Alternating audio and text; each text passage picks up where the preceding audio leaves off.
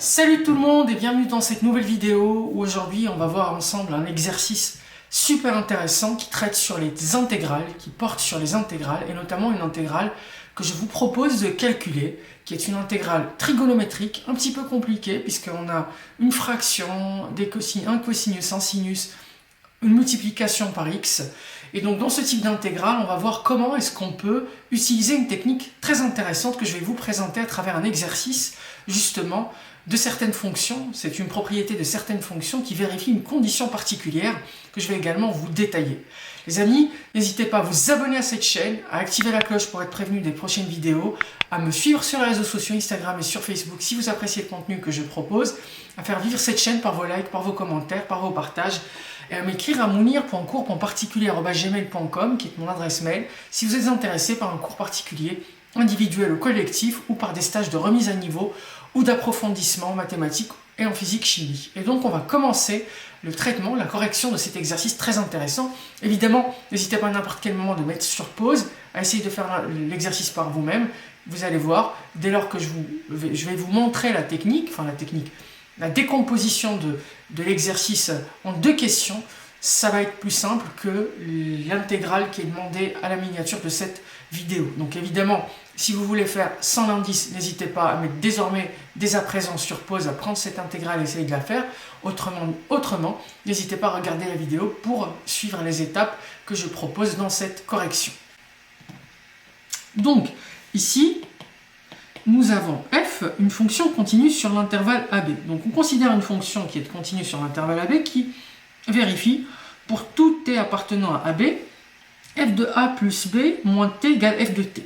La première question, c'est justement d'essayer de trouver pour ces fonctions-là, pour une fonction qui remplit ces conditions, une relation simple qui existe entre l'intégrale entre a et b de t f de t et l'intégrale de f de t entre a et b. Comment est-ce qu'on peut trouver une telle relation entre deux intégrales et en quoi cette relation pourrait nous servir par la suite dans le calcul de l'intégrale qu'on cherche à déterminer.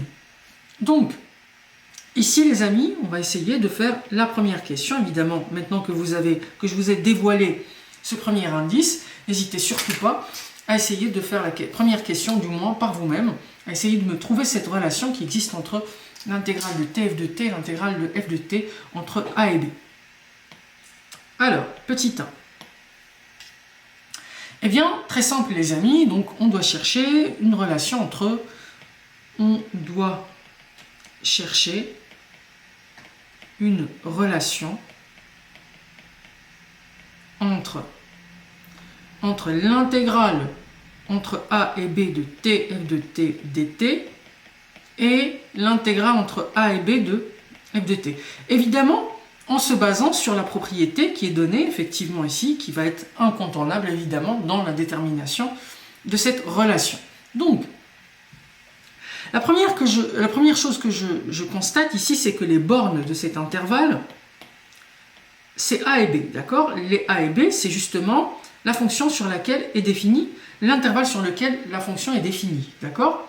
Donc, on va essayer de faire apparaître le a plus b moins t, donc l'élément qui est ici, et rien de mieux pour faire apparaître cet élément que d'appliquer un changement de variable. Alors, les amis, je ne sais pas si vous maîtrisez cette technique, mais c'est une technique structurante, fondamentale dans le calcul des intégrales. Il y en a deux, l'intégration par partie et le changement de variable. Il faut vraiment que vous les maîtrisiez. Donc, je vais essayer de faire un changement de variable. Donc, on applique un changement de variable. Alors, la variable qu'on va utiliser, c'est que plutôt que d'utiliser la variable t, je vais mettre t égale a plus b moins une variable u.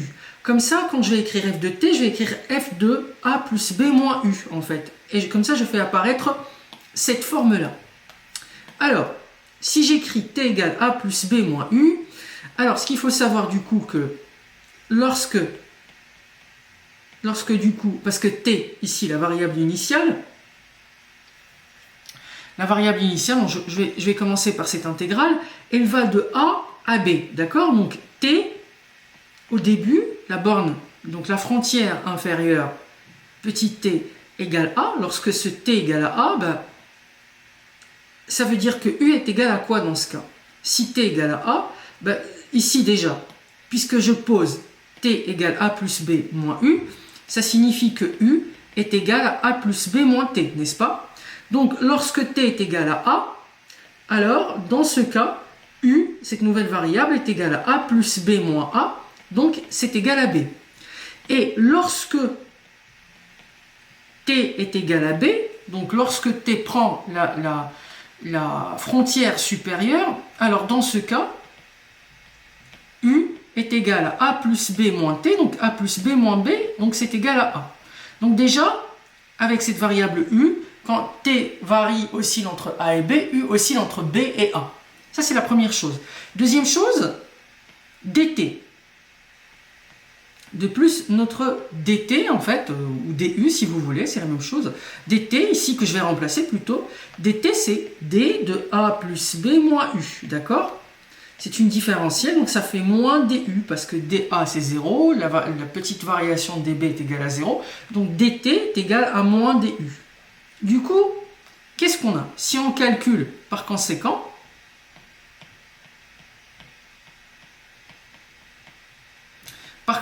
ici, si on veut calculer l'intégrale entre A et B de t, f de t dt, qu'est-ce qu'on peut écrire? Alors, la première chose, c'est lorsqu'on a vu petit t égale à A, petit u est égal à B. Lorsque petit b est égal à B, lorsque petit t égale à B, eh ben, u égale à A. C'est ce qu'on a vu tout à l'heure. Première chose, c'est ça. Ensuite, notre t, par quoi on peut le remplacer? Ben, maintenant, t, je vais le remplacer par A plus B moins U. Donc ici, je vais écrire A plus B moins U. F de t, ben, c'est pareil. F de t, c'est F de A plus B moins U.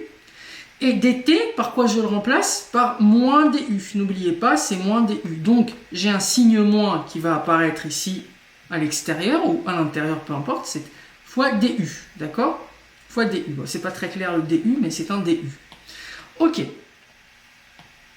Donc, les amis, très bien. Donc, ça nous fait, je vais écrire. Donc, déjà, quand on a un signe moins à l'extérieur d'une intégrale, il peut avoir l'effet d'inversion des bornes. Donc plutôt que d'écrire moins l'intégrale entre B et A, je vais écrire du coup l'intégrale entre A et B. D'accord? Parce que ce signe moins induit par le remplacement de dt par moins du, ce signe moins va inverser les bornes. Et donc je vais avoir l'intégrale entre A et B de A plus B moins U. Et donc les amis, c'est quoi f de A plus B moins U? D'après l'énoncé, f de A plus B moins U, ben c'est quoi? C'est f de t. C'est f de U. Alors, je vais l'écrire par contre ici. Je vais d'abord écrire ça, f de A plus B moins U du. Et je vais éclaircir ce point. Parce que l'égalité f de A plus B moins U égale à f de U n'est valable que si U appartient à AB. D'accord? Ça, il faut le préciser, il faut le justifier. Comme T appartient à AB, d'accord? Donc ça veut dire que T est compris entre A et B, hein. J'aime bien justifier même les choses qui peuvent paraître évidentes. Donc T est compris entre A et B, donc moins T entre moins B et moins A. Si je rajoute de tous les côtés A plus B, donc ça fait A plus B moins T, supérieur. Donc si je fais A plus B ici, moins B, et là, A plus B moins A. Je vais simplifier ici par B, ici par A. D'accord? Et le A plus B moins T, c'est le U, c'est le fameux U. Donc, U est également entre A et B. Donc, si T appartient à A et B, U est également dans A et B. Donc, je peux lui appliquer la même formule qui est donnée à l'énoncé. Donc, également, f de A plus B moins U est égal aussi à f de U. D'accord? Est égal à f de U également. Donc, revenons à notre intégrale. Donc, du coup, notre intégrale, la dernière chose, donc on peut ici remplacer dans l'intégrale f de A plus B moins U par f de U. Donc, mon intégrale que je calcule, qui est à la base l'intégrale entre A et B de t f de t dt, est égale à l'intégrale entre A et B de A plus B moins U. Le f de A plus B moins U, je peux le remplacer par f de U. je viens de le démontrer, fois d de u. Ok? Très bien. Donc moi je veux la relation qui existe entre l'intégrale entre t f de t et l'intégrale de f de t tout court. Donc qu'est-ce que je vais avoir ici? Je peux développer l'expression à l'intérieur. Donc si je développe, j'obtiens a plus b fois f de u, d de u, moins l'intégrale de u, d de u, de u, f de u, d de u. Entre a et b. Tout ce que j'ai fait, c'est simplement le développement. Donc, je distribue f de u d'une part à a plus b, et d'autre part à moins u, et je sépare mes deux intégrales. Donc, qu'est-ce que ça nous donne? Ça nous donne a plus b fois l'intégrale entre a et b de f de u, d de u, moins l'intégrale. Bon, ici, c'est l'intégrale entre a et b de u, f de u, d de u. U, c'est une variable muette, je peux l'appeler t en fait, c'est la même chose. C'est l'intégrale entre a et b de t, f de t, dt. Et ici, plutôt que d'appeler u, je vais l'appeler d de t en fait, parce que c'est la même chose. Donc t, u, ce sont des variables muettes, c'est un peu comme dans les sommes. Ok, donc, qu'est-ce que vous remarquez? Je remarque qu'à gauche, j'ai l'intégrale entre a et b de t, f de t, dt. J'ai la même chose ici, d'accord? À droite. Donc, je vais déplacer le moins intégrale de t entre a, l'intégrale entre a et b de t f de t, je vais déplacer ça à gauche. Si je déplace ça à gauche, qu'est-ce que j'obtiens? J'obtiens le signe déjà va s'inverser, donc le moins va devenir plus, et donc l'intégrale entre a et b de t f de t plus l'intégrale entre a et b de t f de t, ça fait deux fois l'intégrale entre a et b de t f de t dt. Et à droite, il me reste a plus b fois l'intégrale entre a et b de f de t dt, d'accord? Et donc du coup, pour avoir cette relation, il me suffit de diviser par 2. Donc si vous voulez, l'intégrale entre a et b de t f de t dt est égale à a plus b divisé par 2 fois l'intégrale entre a et b de f de t dt. Et cette relation, c'est la relation que je cherche, qui va nous être utile par la suite dans le calcul de notre fameuse intégrale que vous trouverez sur la miniature, et donc l'intégrale qui était l'objet justement de cet exercice. Donc c'est très intéressant d'utiliser cette relation, on va essayer de l'utiliser pour démontrer cette intégrale. N'hésitez pas à mettre sur pause, à essayer de continuer à faire l'exercice par vous-même, essayez de vous inspirer de la relation qu'on a trouvée entre l'intégrale entre a et b de f de t dt, l'intégrale entre a et b de t f de t dt pour l'utiliser dans cette intégrale, dans le calcul de cette intégrale. Alors, je vais vous corriger ça. 2. Donc, ici, calcul de l'intégrale entre 0 et pi de x sinus x divisé par 1 plus cosinus carré x d de x. Comment est-ce qu'on peut utiliser le résultat précédent pour le calcul de cette intégrale? Donc déjà, la première chose qu'on remarque, c'est qu'on multiplie x par une entité qui dépend de x. Donc je peux considérer soit f, la fonction définie sur 0 pi, n'est-ce pas? Effectivement, on peut définir sur 0 pi, et qui à chaque x fait correspondre, je peux tout simplement écrire sans compliquer les choses, f de x égale sinus x divisé par 1 plus cosinus carré x, d'accord? Ça c'est ma fonction f de x. Donc il s'agit de faire l'intégrale entre x et f de x en fait, n'est-ce pas? Alors, est-ce que cette fonction elle vérifie la condition de tout à l'heure? Est-ce que si je considère un t qui appartient à l'intervalle du coup AB ici qui devient 0 pi, AB, je vous rappelle, ce sont les frontières de l'intégrale. Est-ce que si t appartient à 0 pi, c'est quoi f de 0 plus pi, donc a plus b moins t? C'est quoi f de pi moins t? F de pi moins t, du coup, ça devient sinus de pi moins t sur 1 plus cosinus carré de pi moins t. Sinus de pi moins t, souvenez-vous de la formule trigonométrique dans le cercle, ça fait sinus de t. 1 plus cosinus carré de pi moins t. Cos pi moins t, c'est certes moins cos de t, mais moins cos de t au carré, ça fait cos de t, donc cos carré t.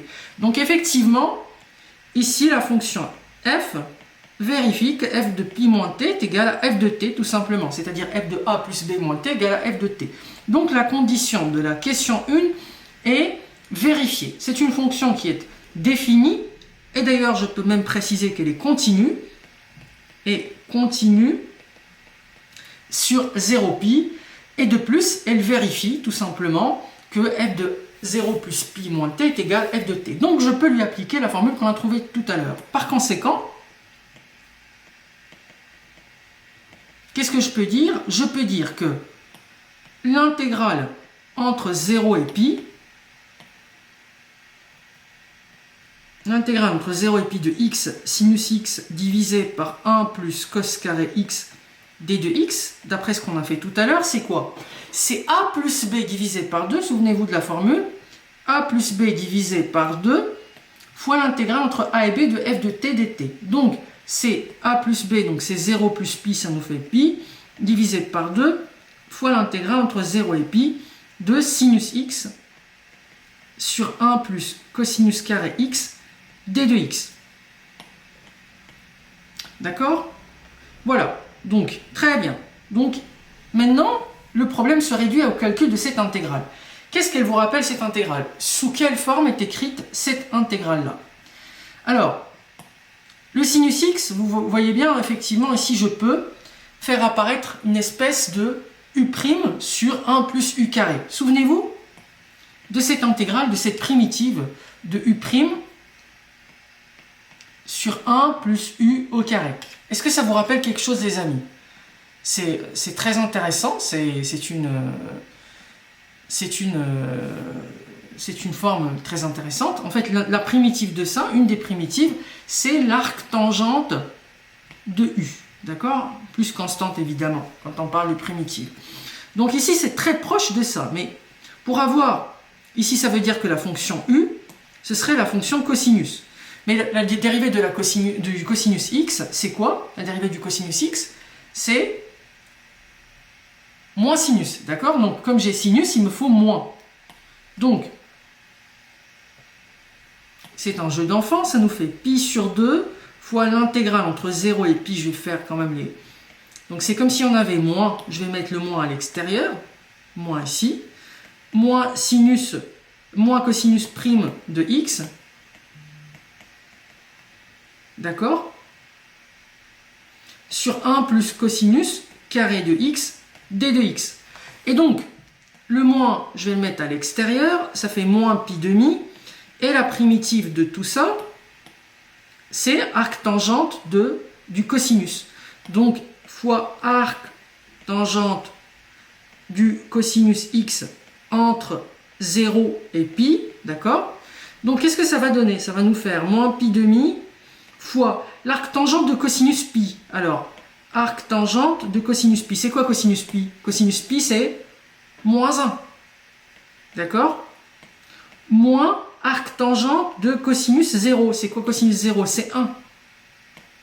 Et donc, ça nous fait moins pi demi fois arctangente de moins 1. C'est quoi arctangente de moins 1? C'est moins pi sur 4. D'accord? Arctangente de 1, c'est pi sur 4. Donc, c'est égal à quoi? C'est égal à moins pi sur 2. Ici, moins pi sur 4, ça fait moins 2pi sur 4, ça fait moins pi sur 2. D'accord? Fois moins pi sur 2.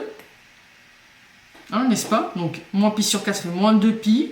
Moins pi sur 4, ça fait moins 2pi sur 4, ça fait moins pi sur 2. Donc, moins fois moins, ça fait plus. Et donc, ça nous fait pi carré sur 4.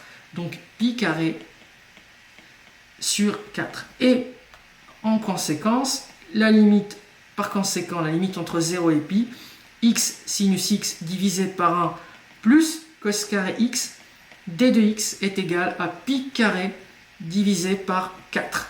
Et donc, on arrive à trouver cette formule qui est très belle, cette intégrale. En fait, on arrive à voir l'expression de pi au carré, et tout ça à travers cette méthodologie, cette remarque qui s'applique sur la fonction f, dont on a vu la condition et dont on a vu la relation qui existe entre deux intégrales de celle-ci.